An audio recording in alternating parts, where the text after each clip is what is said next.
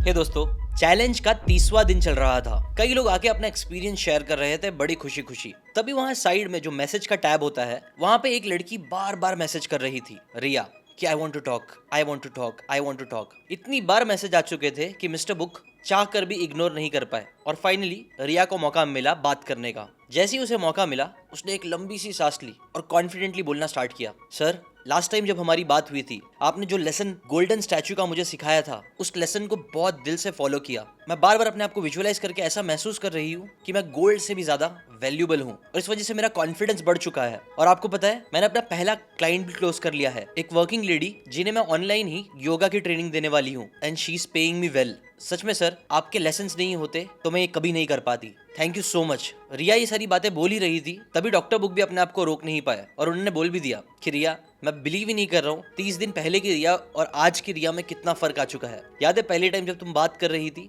तो तुम लिटरली कांप सी रही थी, तुम्हारे वर्ड्स तक नहीं निकल रहे थे, तुम्हारी कितनी सारी प्रॉब्लम्स थी, और आज देखो तुम कितना कॉन्फिडेंटली बात कर रही हो। रिया ने हल्के से स्माइल करते हुए, थोड़ा सा इमोशनल फील करते हुए कहा, सच में सर, मुझे भी बिलीव नहीं हो रहा है, इतना कुछ भी हो सकता है इस चैलेंज की वजह से। Thank you so much. आपके लेसन्स नहीं होते तो शायद मैं सब नहीं कर पाती। बट अभी भी मेरा एक सवाल है। डॉक्टर बुक ने पूछा, अभी भी सवाल है? क्या सवाल है? रिया ने कहा, सर, आपने अभी तक मुझे 6 जापानीज की वो टाइनी हैबिट्स बताई है, बट 7th हैबिट क्या है वो आपने अभी तक नहीं बताई। मिस्टर बुक ने स्माइल करा और कहा, 7th हैबिट तो तुमने ऑलरेडी अप्लाई करना स्टार्ट भी कर दिया है। अब ये 7 हैबिट्स क्या है वो सब बताने से पहले आज की जो कहानी मैं आपको बताने वाला हूँ वो कोई नॉर्मल मोटिवेशनल स्टोरी नहीं है, बल्कि ये स्टोरी में एक्चुअल में रियल एलिमेंट्स है। रियल में हमारी कम्युनिटी मेंबर्स के साथ जो चीज़ें हो रही है, जो प्रैक्टिकल चेंजेस उनकी लाइफ में आ रहे हैं, उसके ही टुकड़ों को मैंने जोड़ के ये कहानी बनाई है जो आपके लिए बहुत पावरफुल होगी। स्पेशली अगर आप एक ऐसे इंसान हो जो बहुत ज़्यादा सोचता है अपने पास्ट को लेके, या फिर फ्यूचर की एंजाइटी आपको होती है, फ्यूचर में क्या होगा। अगर आपको बहुत जल्दी गुस्सा आता है, आपके झगड़े बहुत होते हैं, तो भी ये वीडियो आपके लिए काम का होगा। अगर आपको लगता है कि लोग आपकी इतनी वैल्यू नहीं कर रहे हैं, या अगर आपको लग रहा है कि आप चाह कर भी चेंज नहीं हो पा रहे हो, तो आज मैं आपको ये जापानीज फिलॉसफीज बता के इसका सोल्यूशन देने वाला हूँ, वो भी एक प्यारी सी कहानी के फॉर्मेट में, ताकि आप इसे अच्छे से याद रख सको।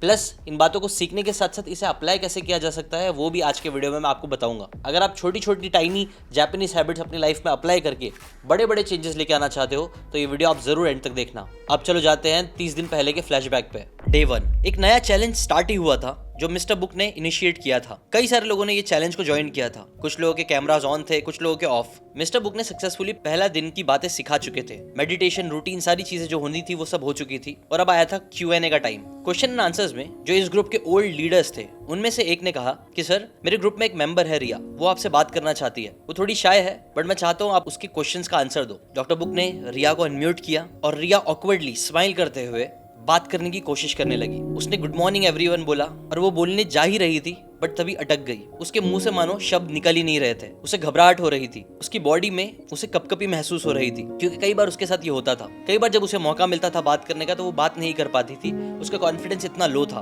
बट फिर भी थोड़ी एनकरेजमेंट मिलने के बाद उसने बोलना स्टार्ट किया। उसने कहा कि सर, मुझे समझ में नहीं आ रहा है कि मेरी लाइफ में हो रहा क्या है। मैं बहुत ओवर थिंकिंग करती हूँ, मेरा पास्ट बहुत बुरा रहा है, पास्ट की बातें मुझे बहुत सताती है, मेरा दिमाग बहुत चलता है कि क्या करूँ क्या नहीं। मैं कई बार बहुत इमोशनल हो जाती हूँ, जिसकी वजह से मेरे झगड़े भी बहुत होते हैं। ऑन द अदर हैंड मेरा कॉन्फिडेंस भी बहुत लो रहता है। मैं चाहती तो हूँ बहुत कुछ करना, खुद से पैसे कमाना, सेल्फ इंडिपेंडेंट होना, बट ये सारी चीजें मुझसे हो नहीं पा रही है। कभी कभी ऐसा लगता है कि मेरे अंदर वो बात ही नहीं है, दूसरे लोग भी मेरी इतनी वैल्यू नहीं करते हैं, कभी भी कुछ भी बोल के निकल जाते हैं, और ये सारी चीजों की वजह से मेरा कॉन्फिडेंस गिरता जा रहा है। सर, मैं आपको बहुत टाइम से फॉलो कर रही हूँ। मैंने आपके एक जापानीज वाला वीडियो भी देखा था जो मुझे बहुत पसंद आया था। Thank you so much for that video sir. और हाँ, मैंने एक और वीडियो भी आपका देखा था कि कैसे हम 30 डेज में अपनी लाइफ बदल सकते हैं। मेरा एक क्वेश्चन ये भी है कि ये सारी प्रॉब्लम्स मैं कैसे खत्म कर सकती हूँ। प्लस क्या 30 डेज में सच में हम अपनी लाइफ में कुछ भी बदल भी सकते हैं ना। इसके ऊपर मिस्टर बुक ने स्माइल किया, हल्का सा पॉज लिया, कॉन्ग्रेचुलेट किया कि डरने के बाद भी उसने क्वेश्चन पूछा। और मिस्टर बुक ने रिया से कहा, 30 दिन में तुम अपनी पूरी लाइफ बदल सकते हो,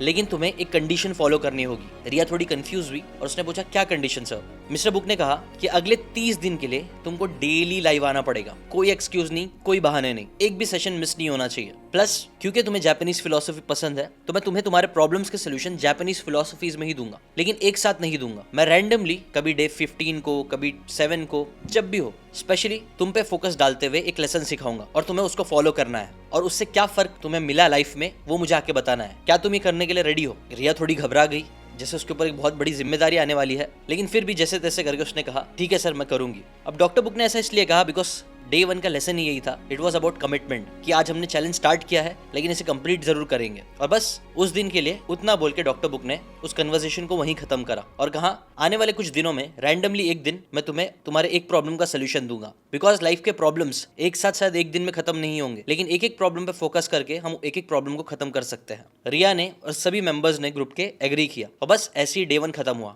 फिर आया डे 2। तब डॉक्टर बुक ने कुछ नहीं कहा। डे 3, डे 4 कुछ नहीं। डे 5 में फाइनली मिस्टर बुक ने नोटिस किया कि रिया ऑनलाइन है। रिया को इस बार फिर ग्रुप लीडर ने बात करने का मौका दिया। उसने कहा सच बोल रही हूँ, पहली बार इतना रेगुलरली कोई चीज अटेंड कर रही हूँ और मुझे आपके लेसन से फायदा हो रहे हैं। आप जो भी डेली आके सिखाते हो उससे फायदा हो रहा है, बट मेरी एक बहुत बड़ी प्रॉब्लम है, मैं ओवर थिंकिंग बहुत करती हूँ। फ्यूचर के लिए एंजाइटी बहुत होती है, उसके लिए आप मेरी हेल्प कर सकते हो।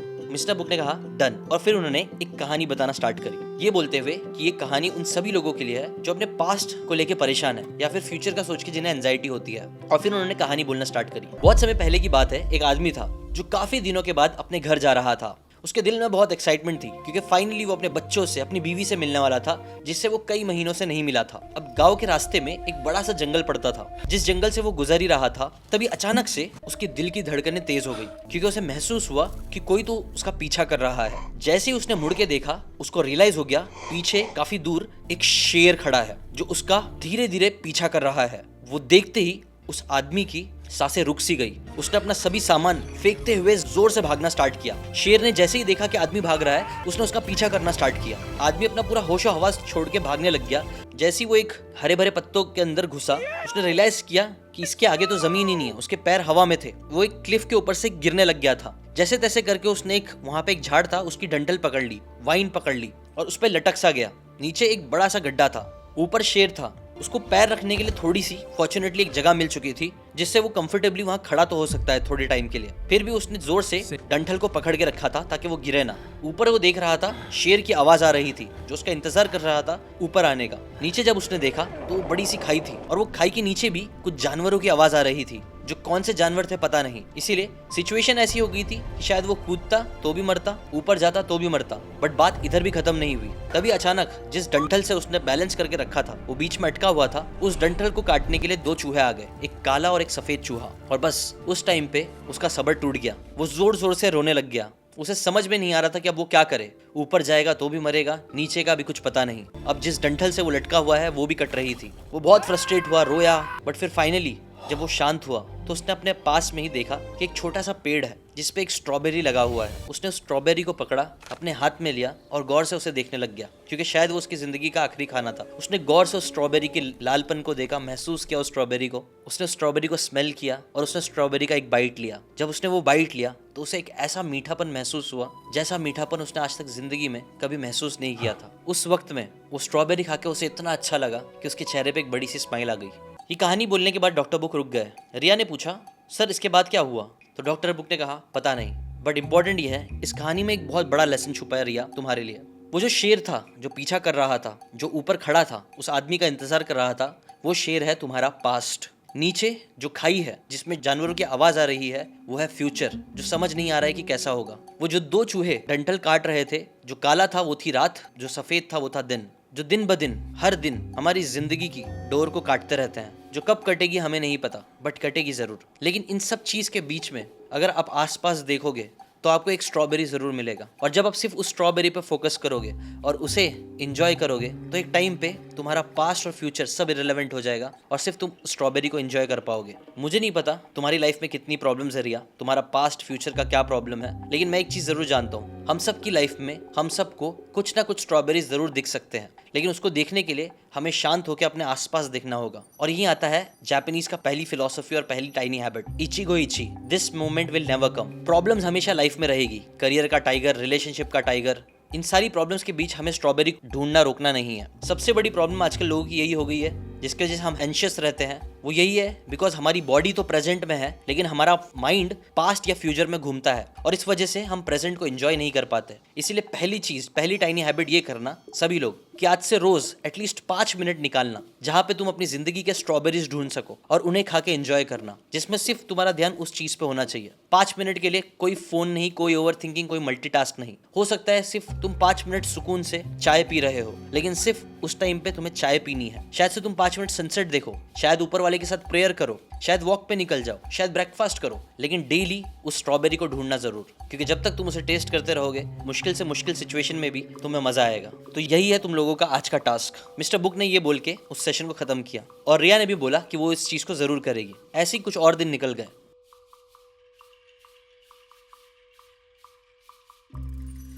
अब आया डे 9 को जब वापस से रिया को बात करने का मौका मिला तब उसने बताया कि सर मैं ये नहीं बोलूंगी कि मेरी पूरी ओवर थिंकिंग खत्म हो चुकी है, लेकिन अब मैंने धीरे धीरे डेली अपनी लाइफ में वो 5-10 मिनट ढूंढना स्टार्ट कर दिया है उस स्ट्रॉबेरी की तरह जो मुझे बहुत मजा दे रहे हैं, और उस वजह से मेरी थोड़ी बहुत ही सही लेकिन एंजाइटी कम हुई है। लेकिन एक प्रॉब्लम है, जब तक वो मूवमेंट रहता है तब तक ठीक है, लेकिन नॉर्मली मेरे दिन में मेरे बहुत झगड़े होते हैं, बहुत प्रॉब्लम होती है। उसके लिए मुझे क्या करना है? डॉक्टर बुक ने पहले तो कॉन्ग्रेचुलेट किया कि एटलीस्ट उसको एक पॉजिटिव रिजल्ट्स दिखना स्टार्ट हुए, और फिर उन्होंने जापानीज फिलॉसफी नंबर 2 के बारे में बताना चालू किया एक कहानी के थ्रू। 1925 की बात है, रशिया में राइट्स चल रहे थे।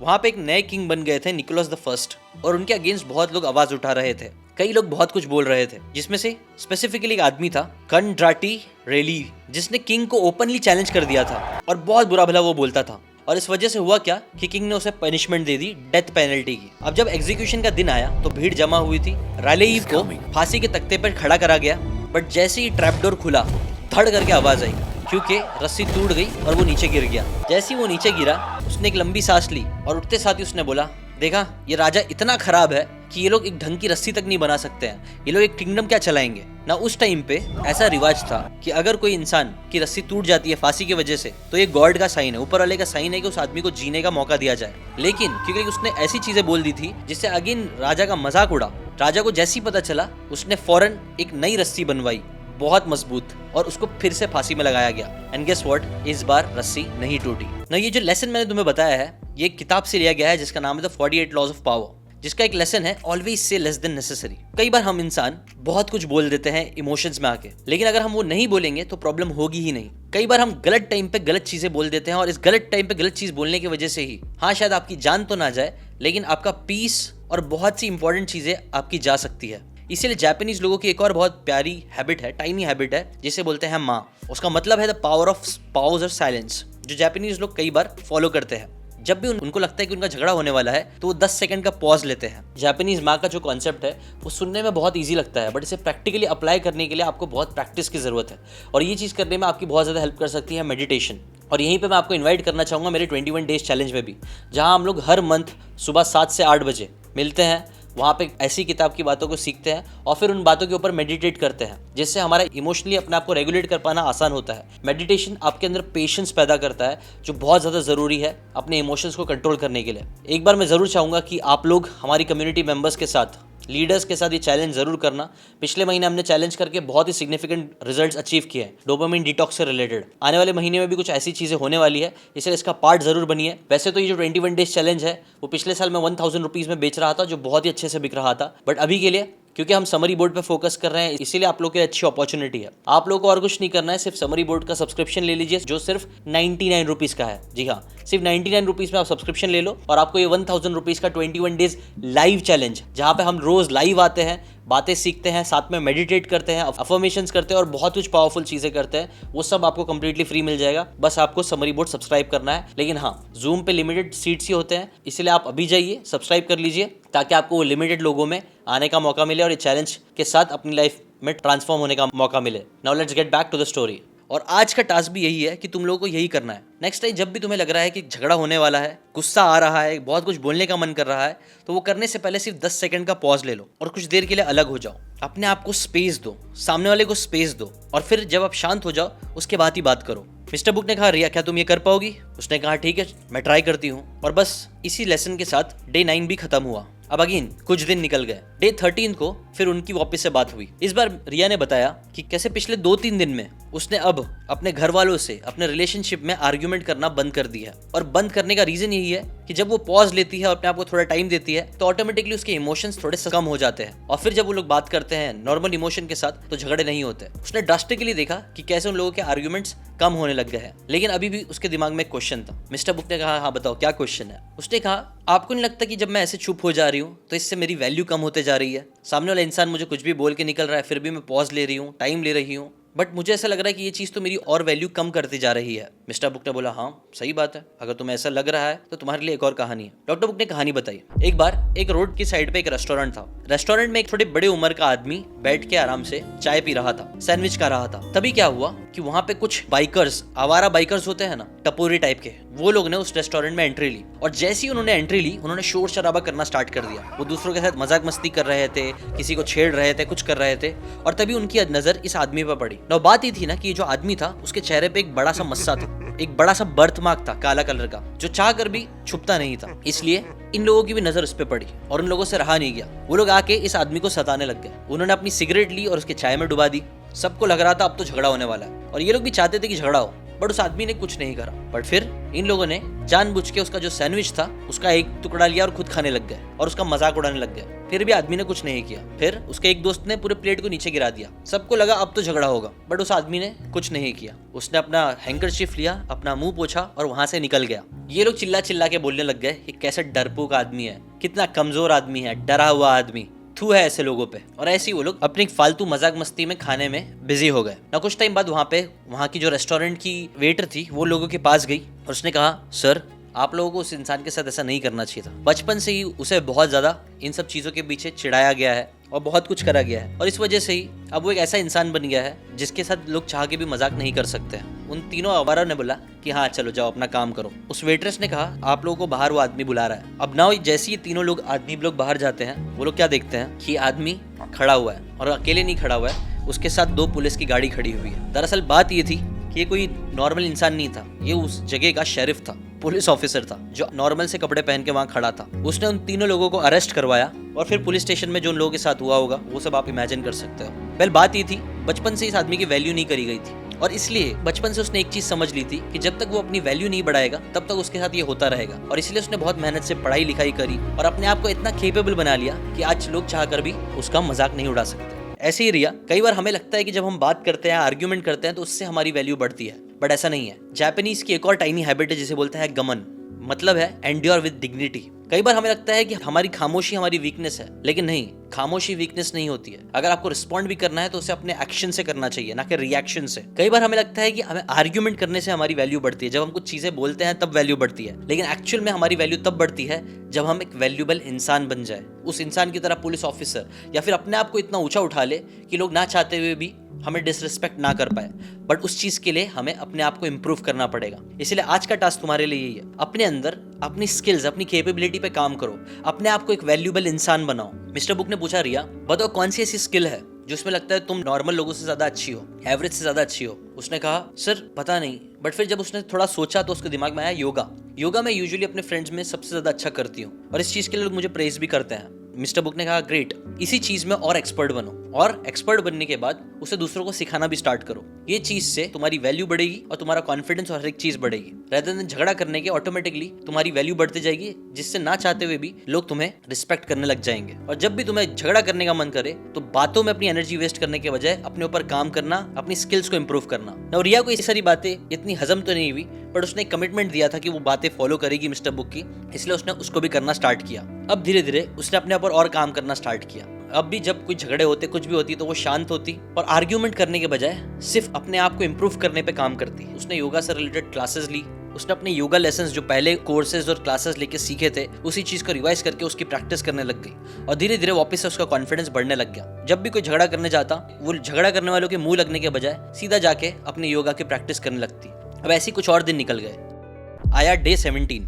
रिया ने फिर डॉक्टर बुक से बात करी, और इस बार वो बहुत एक्साइटेड थी। उसने बताया कि कैसे अभी भी वो इन जापानीज फिलोसफी को फॉलो कर रही है। लास्ट टाइम जब उसका झगड़ा होने वाला था अपने घर वालों से, तो वापस से उसने बोलने के बजाय अपने आप को काम डाउन किया, शांत करा, और वो जाके वापस से अपनी योगा की प्रैक्टिस करने लग गई। और फिर हुआ ये कि कुछ टाइम बाद उसका जो दोस्त था जिसके साथ उसका झगड़ा हुआ था, उसने खुद से आके उसको सॉरी बोला, और ये चीज़ पहले कभी नहीं हुई थी, और वो इस चीज के लिए बहुत खुश थी। उसने डॉक्टर बुक को बताया कि सच में ये खामोश रहना और अपने आप को इम्प्रूव करना काम कर रहा है। लोग सामने से आके सॉरी बोल रहे हैं, बट अभी भी एक क्वेश्चन है। डॉक्टर बुक ने फिर से स्माइल करा और कहा, क्या? उसने कहा, सर बट अभी भी मुझे ऐसा लग रहा है कि यार ये मैं नहीं हूँ, मैं ऐसी बंदी हुई नहीं जो चुप रह के सुन ले। मैं ट्राई कर रही हूँ बहुत अंदर से, बट मुझे अंदर से ऐसा लग रहा है कि this is not who I am. मैं तो एक ऐसी बंदी हूँ जो लोगों को मुंह पे जवाब देती है, मुझे लोगों को सुनाना ज्यादा सही लगता है rather than सिर्फ चुप रह के अपना काम करने के। इस चीज से मैं कैसे डील करूं? तब डॉक्टर बुक ने अगेन इस अपॉर्चुनिटी का फायदा उठाते हुए एक और स्टोरी बताई। एंशिएंट इंडिया में एक मर्चेंट था, कारोबार करने वाला। एक बार जब वो जंगल गया तो उसे वहां पे 3 तोते मिले। वो तीनों ही तोते नॉर्मल नहीं थे, बात करने वाले तोते थे। अब तीनों को तो वो ले ही नहीं सकता था, लेकिन उनमें से एक तोते को उसने ले लिया। वो अपने साथ उस तोते को लेके आया और अपने साथ शहर में जाके उसे रखने लग गया। मर्चेंट को वो तोता इतना पसंद था कि उसने उसके लिए सोने के केज बनवाए। वो उसे सबसे बेस्ट फ्रूट्स देता था, सबसे बेस्ट खाना देता था और एकदम कंफर्टेबल लाइफ देता था। बेसिकली वो तोतों को हर एक चीज देता था जिससे वो तोता खुश रहे। लेकिन फिर भी वो तोता खुश नहीं था, क्योंकि उसके पास एक चीज जो सबसे इंपॉर्टेंट थी वो नहीं थी, वो था फ्रीडम। और ये चीज उस तोते के ओनर को भी समझ में आ रही थी, लेकिन वो तोते से इतना प्यार करने लग गया था कि उसे छोड़ना नहीं चाहता था। इसीलिए एक बार जब वापिस से काम के सिलसिले में उसे उसी गांव में जाना था जो जंगल के पास था, तो उसने उस तोते से बात करके पूछा। उसने पूछा कि तुम्हारे लिए कुछ लेके आओ, कुछ चीजें कुछ चाहिए तुम्हें? तो उसने बोला कुछ नहीं, बस जाके मेरे जो 2 दोस्त है तोते, उनसे जाके बात कर लेना, मेरे बारे में बता देना। मैं खुश हूँ यहाँ, मेरे पास गोल्डन केज है, खूब सारा अच्छा खाना है, लेकिन अभी भी मैं तुम लोगों के साथ का टाइम बहुत मिस करता हूँ। तो मर्चेंट फिर वापस से उस गांव गया, वहाँ के जंगल गया, और वहाँ जंगल में उसे वापस से वो 2 तोते मिले। उसने जाके बताया कि तुम्हारे दोस्त तोते ने एक मैसेज दिया है कि वो अब गोल्डन केज में रहता है, वो बेस्ट खाना खाता है, मैं उसका ख्याल भी बहुत रखता हूँ, वो ठीक है, लेकिन अभी भी वो तुम लोगों को बहुत याद करता है और इस वजह से उसे बुरा लगता है। और जैसे ही इस आदमी ने ये बात बोली तो उन दोनों तोतों में से एक जो तोता था वो कांपने लगा और कांपते कांपते जोर से वो नीचे गिर गया, बिल्कुल मोशनलेस। उस मर्चेंट ने जाके भाग के देखा तो उसे रियलाइज हुआ तोता तो मर चुका है। उसे ये देख के बहुत शौक लगा। वो फौरन वापस से गया अपने घर वाले तोते के पास और उसने तोते के पास जाके ये चीज बताई कि मुझे समझ नहीं आ रहा है कि क्या हुआ, मैंने तुम्हारा मैसेज उस तोते को दिया और वो तोता अचानक से गिरकर मर गया। ना ये सुनते ही उसके पिंजरे का भी जो तोता था वो भी उसी तोते की तरह कांपने लगा और अचानक से वो भी वहां पे गिर गया और उसकी भी मौत हो गई। मर्चेंट ने जब उसे अपने हाथ में लिया तो उसने नोटिस किया कि ये भी मर चुका है, जरा भी हिल रहा नहीं था वो ना। उस मर्चेंट को बहुत ज्यादा बुरा लगा, उसे समझ ही नहीं आ रहा था क्या हो रहा है। लेकिन फिर जैसे तैसे दिल पे पत्थर रख के उसने उस मरे हुए तोते को अपने हाथ में लिया और उसे देख के रोने ही लगा। तभी अचानक से क्या हुआ कि जैसे मानो उस तोते में जान आ गई, उसने अपने पर उड़ाए और वहां से वो तोता उड़ के भाग गया। ना मर्चेंट शॉक में था कि वो जिंदा था, फिर उसने ये सब कैसे किया। तो जाते जाते तोते ने बताया कि कैसे उसका जो दोस्त था उसने भी वो मरने का नाटक किया था, वो भी मरा नहीं था, वो तो बस उसे एक मैसेज दे रहा था कि कैसे अगर तुझे भी जिंदा रहना है तो तुझे मरना होगा, तभी तू इस पिंजरे से बाहर निकल पाएगा। इसीलिए उसने मरने का नाटक किया। ना देखो इस कहानी से लेसन क्या है? देखो हम सबको ना जिंदगी में नई लाइफ चाहिए, नई बॉडी, नया कॉन्फिडेंस, नए पैसे, बट प्रॉब्लम यह है ना कि हम अपनी पुरानी आइडेंटिटी को छोड़ने के लिए रेडी नहीं है। वो तोता जब गोल्डन केज में था उसके पास बहुत कुछ था, लेकिन जब तक वो कंफर्ट जोन से बाहर निकलने के लिए, मरने के लिए रेडी नहीं था, तब तक वो वहां से निकल नहीं पाया। और यही आता है जापानीज का नेक्स्ट फिलॉसफी जिसे बोलते हैं शिंका, मतलब evolution, becoming a better form. अगर आप लोगों को भी अपनी नई आइडेंटिटी बनाना है, स्ट्रॉन्ग आइडेंटिटी बनाना है, तो आपको अपनी ओल्ड आइडेंटिटी को मारना होगा कि मैं तो बस ऐसा ही हूँ, मैं तो इंट्रोवर्ट हूँ, मैं तो बात करता ही हूँ, मुझसे तो सुना नहीं जाता है। ये सब आपने एक अपनी ओल्ड आइडेंटिटी बना के रखी है, लेकिन जब तक आप इस ओल्ड आइडेंटिटी को खत्म नहीं करोगे, मारोगे नहीं, तब तक आप वो न्यू वर्जन नहीं बन पाओगे। जस्ट लाइक दैट तोता जो कंफर्ट में था लेकिन पिंजरे में था, लेकिन जैसे ही उसने अपने ओल्ड आइडेंटिटी को मारा, उस कंफर्ट को मारा, तभी उसको बाहर निकलने का मौका मिला और वापस से वो आसमान में उड़ के अपने दोस्तों के पास वापस जा सका। इसीलिए ये टाइनी जापानीज हैबिट भी अपने अंदर डालना चालू करो। अपने आप से डेली क्वेश्चन पूछो, कौन सा आपका वो पुराना वर्जन है जो आपको धीरे धीरे मार रहा है? मतलब टॉक्सिक लड़ाई करना, बहुत ज्यादा मोबाइल स्क्रॉल करना, कांस्टेंट नेगेटिव थिंकिंग, या फिर मैं एक इंट्रोवर्ट हूँ, मैं एक लो कॉन्फिडेंट इंसान हूँ। ये सब बोलना बंद करिए, ये आइडेंटिटी को मारना चालू करिए, तभी आपकी न्यू आइडेंटिटी बनेगी। और रिया को ये वाली कहानी एक्चुअल में पसंद आई। उसको रियलाइज हुआ कि हाँ, जब तक वो ये बोलते रहेगी मैं ऐसे ही हूँ, तब तक ग्रोथ का चांस नहीं है, प्रोग्रेस का चांस नहीं है। इसीलिए उसने वापस से ट्राई करना स्टार्ट किया, अपनी ओल्ड आइडेंटिटी को मारना स्टार्ट किया। बट ये एग्जैक्टली करे कैसे, उस लड़की को ये समझ नहीं आ रहा था। इसीलिए वो बहुत दिल से वेट कर रही थी कि कब उसका वापस से मौका मिले मिस्टर बुक से बात करने का, ताकि वो इसका ये क्वेश्चन पूछ सके। उसको समझ में आ रहा है कि कौन सी आदतें हैं जो उसकी ओल्ड आइडेंटिटी है वो उसे परेशान कर रही है, लाइक चुप रह के बातें ना सुनना और ये सारी चीजें। डे 21। आज रिया ने मिस्टर बुक को कहा, सर पिछली बार आपने मुझे बताया था कि अगर मुझे अपना एक न्यू ब्राइट फ्यूचर बनाना है तो मुझे अपने ओल्ड सेल्फ को मारना पड़ेगा, उस तोते की तरह। अपनी पुरानी लिमिटिंग आइडेंटिटीज को उन्हें मारना होगा और नई स्ट्रॉन्ग आइडेंटिटीज बनानी होगी। बट ये चीज मैं करूँ कैसे, मुझे समझ नहीं आ रहा है, इसका कोई प्रैक्टिकल तरीका है? डॉक्टर बुक ने कहा हाँ, इसके पीछे भी एक लेसन है जिसे जापानीज में जिको शिनराय बोलते हैं। और ये क्या होता है मैं तुम्हें एक कहानी से बताता हूँ। 1940s की बात है। एक कोर्ट में कटघरे में एक अमेरिकन फुटबॉल प्लेयर था जिसका नाम था फ्रैंक जिमेंस्की। किसी तो लीगल केस की वजह से उसे एज अ विटनेस कोर्ट में बुलाया गया था। बातों बातों में जज ने कैजुअली पूछ लिया कि फ्रैंक तुम करते क्या हो। फ्रैंक ने बोला, sir I play centre for Notre dam. Basically वो एक फुटबॉल प्लेयर थे जो एज अ सेंटर खेलते थे नॉट्रे डैम के लिए, जो एक कॉलेज थी। ना जज ने हल्के से मुस्कुराते हुए पूछा, अच्छा वर यू एनी गुड, तुम क्या थोड़े अच्छे प्लेयर थे। ना कोर्ट रूम इस पे साइलेंस हो गया। बट फिर फ्रैंक ने कुछ ऐसा बोला कि उनका जो कोच था वो शॉक हो गया। फ्रैंक ने फुल कॉन्फिडेंस के साथ बोला, sir I am the best centre Notre dam has ever had. मेरे से अच्छा और प्लेयर कभी नॉट्रे डैम के पास नहीं था। ना ये चीज बहुत शॉकिंग थी क्योंकि फ्रैंक एक ऐसा इंसान था जो यूजुअली बहुत हम्बल था। वो कभी अपनी बड़ाई नहीं करता था, अपने बारे में बड़ा नहीं बोलता था और हमेशा शांति ज्यादा रहता था। और इसीलिए जब उसने इतना कॉन्फिडेंटली इस चीज को कहा तो उनका कोच भी थोड़ा सा क्यूरियोसिटी में आ गया कि यार इसने ऐसा बोला क्यों। तो फिर जैसे ही सेशन खत्म हुआ, कोच ने फौरन फ्रैंक को साइड में लिया और पूछा, फ्रैंक तुम तो यूजुअली कभी अपनी तारीफ नहीं करते या अपने बारे में कोई बड़ी बात नहीं करते, बट तुमने आज सबके सामने इतनी बड़ी बात कैसे बोली। ना इसके ऊपर फ्रैंक थोड़ा सा शर्मा गया और उसने कहा, सर मुझे यूजुअली ये सब बातें बोलना पसंद नहीं है, बट क्या कर सकता था, आई वॉज अंडर ओथ। मैंने वहां कसम खाई थी कि मैं झूठ नहीं बोलूंगा।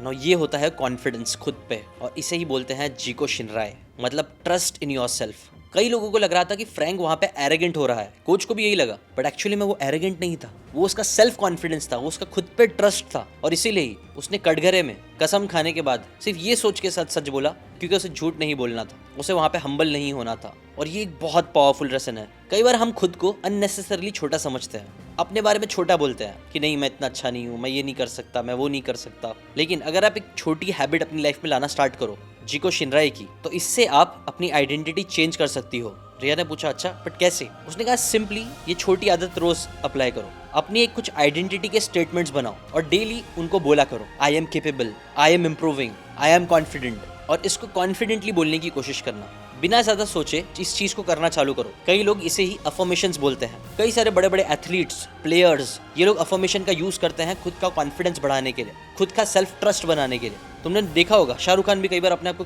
बोलता है I am the best, Ronaldo बोलता है I am the best, Muhammad Ali बोलते थे आई एम द ग्रेटेस्ट। ये वो लोगों का एरोगेंस नहीं था, ये वो लोगों का सेल्फ ट्रस्ट है। बिकॉज वो एक चीज समझते हैं, जब तक वो खुद पे ट्रस्ट नहीं करेंगे दुनिया उन पे ट्रस्ट नहीं करेगी और ना ही वो अपना बेस्ट परफॉर्मेंस दे पाएंगे। इसीलिए तुम भी आज से ऐसे स्टेटमेंट्स बनाना स्टार्ट करो और ये छोटी आदत धीरे धीरे तुम्हारी आइडेंटिटी को चेंज करना स्टार्ट करेगी। जहां पहले तुम बोलती थी कि मैं किसी का भी सुन के नहीं ले सकती हूँ, जो कहीं ना कहीं ये बताता है कि मैं इम्पेशेंट हूँ, तुम ये बोलो कि मैं पेशेंटली लोगों को सुनती हूँ, समझती हूँ और फिर मुझे जो चाहिए वो चीज अच्छे से कम्युनिकेट करती हूँ। I am a good communicator. ऐसे टाइप की चीजें तुम्हें अच्छा कम्युनिकेटर भी बनाएगी और तुम्हारे रिलेशनशिप भी अच्छी करेगी ना। ये सिंपल सी चीज रिया ने फिर फॉलो करना स्टार्ट करी। अगेन डे 22, 23, 24 ऐसे डेज आए और डेज गए। फाइनली इसके बाद डे 27 को रिया को मौका मिला अगेन फिर बात करने का। रिया ने मिस्टर बुक से बात करते हुए कहा, सर मैंने ये छोटे अफर्मेशंस रोज बोलना स्टार्ट करी हूँ और धीरे धीरे जब भी मैं ये बोलती हूँ मेरे अंदर एक कॉन्फिडेंस फील होना स्टार्ट होता है, लेकिन अभी भी एक प्रॉब्लम है। मिस्टर बुक मुस्कुराया और उन्होंने पूछा, अच्छा अब क्या प्रॉब्लम है। रिया ने कहा, सर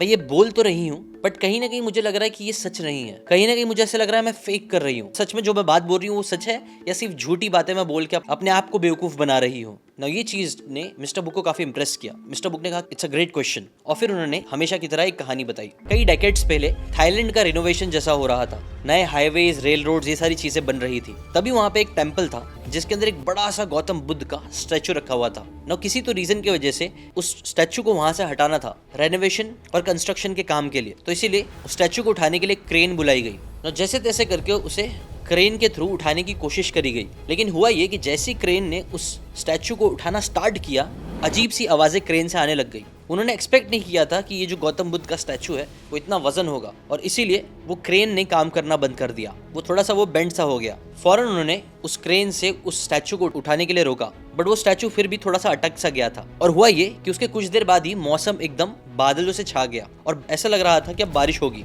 क्योंकि ये बुद्ध स्टैचू मिट्टी का बना हुआ था, इसलिए फौरन वहाँ के जो लोग थे उन्होंने उसको अच्छे से ढकना स्टार्ट किया। जो भी उनको प्लास्टिक का मटेरियल मिल रहा था, कवर मिल रहा था, उससे उस चीज को कवर करना स्टार्ट किया। ना सभी वर्कर्स ने बहुत अच्छे तरीके से उस गौतम बुद्ध के स्टैचू को ढक तो दिया था और बारिश भी होना स्टार्ट हो गई। लेकिन फिर बहुत देर से बारिश हो रही थी, तो जो एक काम वाला था उसने सोचा कि चलो जाके देखते हैं गौतम बुद्ध का स्टैचू बराबर है कि नहीं। और जब वो वहाँ पे गया और उस प्लास्टिक को हटा के थोड़ा उसने देखा, तो उसने नोटिस किया कि गौतम बुद्ध के स्टैचू से कुछ तो एक चीज चमक रही है, और ये चमकती हुई चीज देख के उसकी क्यूरियोसिटी जागी। जब उसने हाथ से उस चीज को थोड़ा सा हटाया, साफ किया, तो उसने कुछ ऐसा नोटिस किया जो उसने जिंदगी में एक्सपेक्ट नहीं किया था। जैसे जैसे धीरे धीरे वो मिट्टी उन वर्कर्स ने हटाना चालू करी, उनको रियलाइज हुआ कि ये जो गौतम बुद्ध का स्टैचू है वो एक्चुअल में मिट्टी का नहीं बल्कि पूरे का पूरा सॉलिड गोल्ड से बना हुआ है, जिसकी worth hundreds and millions of dollars की है ना। हिस्टोरियन ने जब इसके बारे में रिसर्च किया तो उनको पता चला कि दरअसल बात ये थी कि कई सौ साल पहले थाईलैंड किंगडम सियाम के नाम से जाना जाता था, और तब वहाँ पे म्यांमार के जो बर्मीज लोग थे वो लोगों ने थाईलैंड पे अटैक कर दिया था। अब गौतम बुद्ध का ये जो स्टैचू जो सॉलिड गोल्ड का था, उनको पता था कि ये वो लोग शायद चुरा सकते हैं, उसे तोड़ सकते हैं, उसे मेल्ट कर सकते हैं। इसीलिए उनके दिमाग में एक ब्रिलियंट आइडिया आया। उन्होंने पूरे गौतम बुद्ध के स्टैचू को मिट्टी से और प्लास्टर से ढक दिया ताकि लोगों को लगे ये सिर्फ मिट्टी का है और वो उसको चुराए ना। अब हुआ ये कि जब बर्मीज लोगों ने अटैक किया तो हाँ, वो गौतम बुद्ध के स्टैचू को उन्होंने मिट्टी का ही समझा, लेकिन अनफॉर्चुनेटली शायद जितने भी मॉन्क्स थे वो बचे नहीं, उन सभी को मार दिया गया। और इसीलिए फिर कोई भी इंसान बचा ही नहीं जो बता सके कि एक्चुअल में ये जो गौतम बुद्ध का स्टैचू है वो मिट्टी का नहीं बल्कि सोने का है। और यहीं पे आता है एक इम्पॉर्टेंट लेसन। सच बात तो यह है कि गौतम बुद्ध के स्टैचू की तरह ही हम सब भी इंसान देखा जाए तो अंदर से गोल्ड से ही बने हुए हैं। हम इतने वैल्यूबल हैं, लेकिन जिंदगी में कई बार हम अपने आप को मिट्टी से ढक लेते हैं। मिट्टी मतलब हमारे fear, rejection, comparison, insecurity, failure, trauma, criticism, ego, laziness, ये सारी चीजें मिट्टी बन के हमें ढक देती है, जिस वजह से कई बार हम खुद भी आईने में देखते हैं तो हमें लगता है हम वर्थलेस है। दूसरे भी देखते हैं तो शायद उनको लगता होगा कि हम वर्थलेस है। लेकिन सच बात तो यह है कि अगर इस मिट्टी को, इस प्लास्टर को एक एक करके अगर हम निकालना स्टार्ट करें तो हमें रियलाइज होगा कि एक्चुअल में हम खुद भी सोने के बने हैं। हम सब में टैलेंट है। जिस दिन तुम इस चीज को रियलाइज कर लोगी उस दिन तुम्हारी लाइफ कंप्लीटली चेंज होना स्टार्ट हो जाएगी। बस प्रॉब्लम यह है कि हम वो चीज को रियलाइज नहीं करते। मैं एक क्वेश्चन पूछता हूँ तुमसे रिया, क्या तुमको लगता है सोना एक वैल्यूबल चीज है? रिया ने बोला हाँ सर, वैल्यूबल है, बहुत वैल्यूबल है। मिस्टर बुक ने कहा सोना एक ऐसी चीज है जिसकी वैल्यू 1000 साल पहले भी थी, आज भी है, कल भी रहेगी। रिया ने कहा हाँ सर, जहाँ रुपीस डॉलर्स की वैल्यू कम हो रही है बट सोने की वैल्यू बढ़ते जा रही है। रिया ने कहा हाँ, मतलब तुम सोने की वैल्यू समझती हो। इसीलिए मैं तुम्हें रिकमेंड करूंगा एक एक्सरसाइज करो,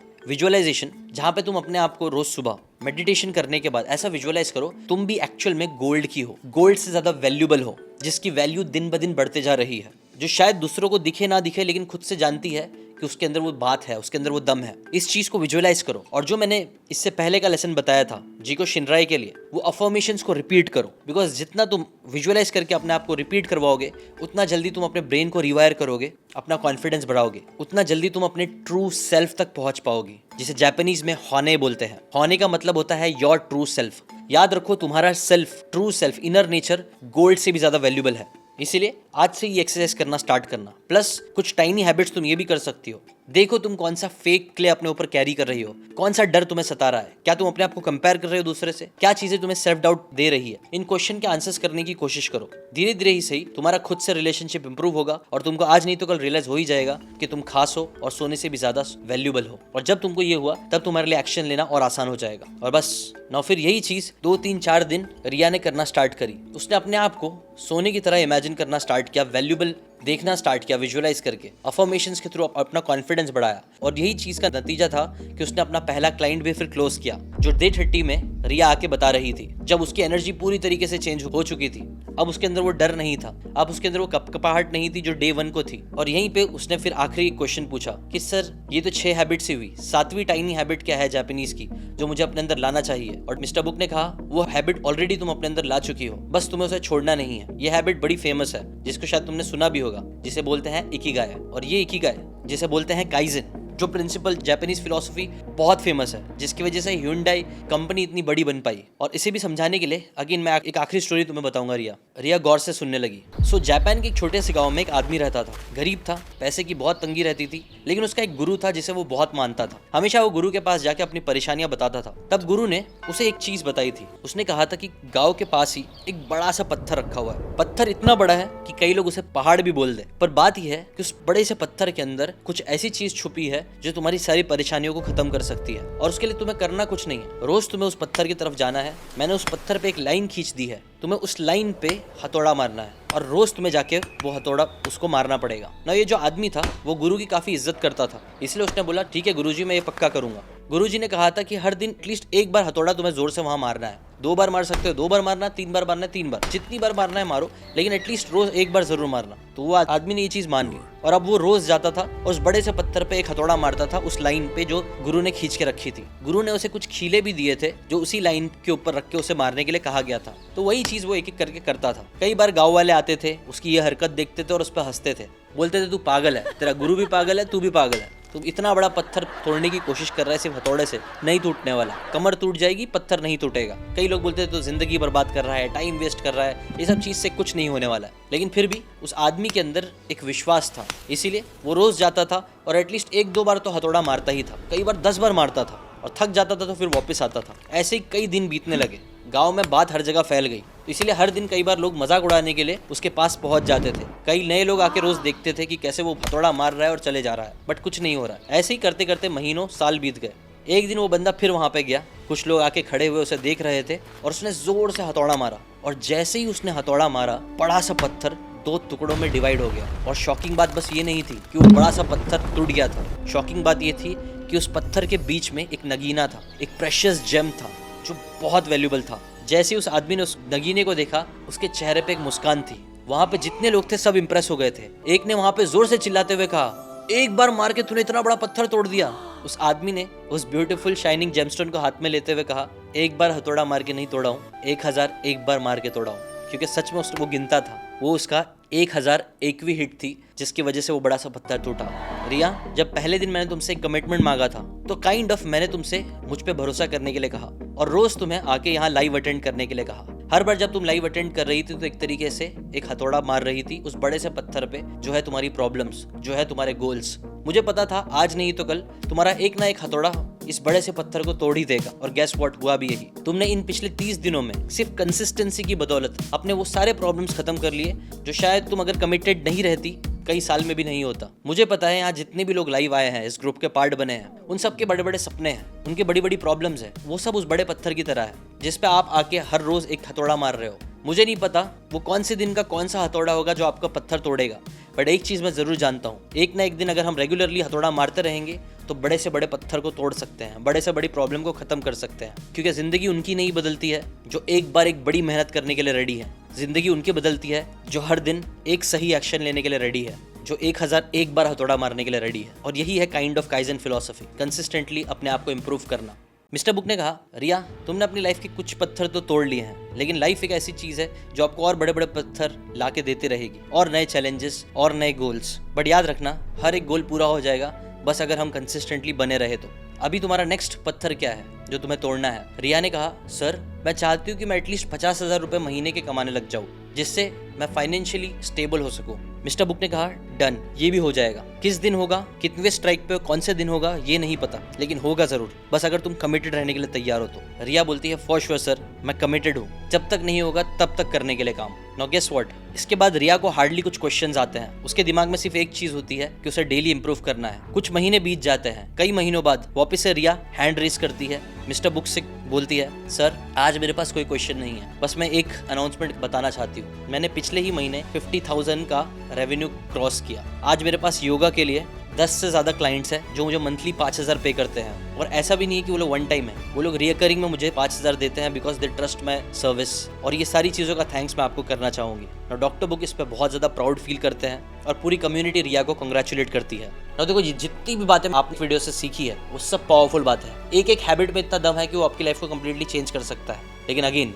सिर्फ सीखना इंपॉर्टेंट नहीं है, डेप्थ में सीखना और उसे प्रैक्टिकली अप्लाई करना जरूरी है। और यहीं पे आता है हमारा कॉम्बो समरी बोर्ड, जहाँ से आप इन बातों को डेप्थ में सीख सकते हो इन किताबों की हेल्प से, प्लस इन्हें प्रैक्टिकली अप्लाई करने के लिए मैंने एक सिस्टम क्रिएट किया है, 21 डेज चैलेंज। जैसे 30 डेज था वैसे हमने 21 डेज चैलेंज क्रिएट किया है, जहां हम इस पूरी स्टोरी की तरह ही जूम पे मिलते हैं, प्रॉब्लम्स डिस्कस करते हैं, बातों को प्रैक्टिकली अप्लाई करते हैं, हर दिन मेडिटेट करते हैं, अफर्मेशंस करते हैं, बातें करते हैं और एज ए कम्युनिटी ग्रो करते हैं साथ में। अगर आप इस कम्युनिटी का पार्ट बनना चाहते हो तो आपको 10,000 लाख रुपीस देने की जरूरत नहीं है, सिर्फ 99 रुपीज़ का समरी बोर्ड का सब्सक्रिप्शन ले लीजिए, आपको फ्री में 21 डेज चैलेंज भी मिल जाएगा। लेकिन हाँ, वो कुछ मंथ के लिए ही मैं कर रहा हूँ, इसीलिए फ्यूचर में होगा नहीं होगा मुझे नहीं पता। अभी जाइए, इसका फ़ायदा उठाइए, सिर्फ 99 रुपीज़ में अभी मिल रहा है, शायद फ्यूचर में आपको इतना अच्छी अपॉर्चुनिटी ना मिले। जूम पे लिमिटेड सीट्स भी है, इसलिए अभी जाइए, सब्सक्राइब करिए। मिलते हैं लाइव चैलेंजेस में। और कोई भी इशू आ रहा है इस चीज़ को करने में तो ये हमारा सपोर्ट मेल है, यहाँ पे आप मेल डाल सकते हो। आज के लिए इतना ही, मिलते हैं नेक्स्ट वीडियो में, बाय बाय।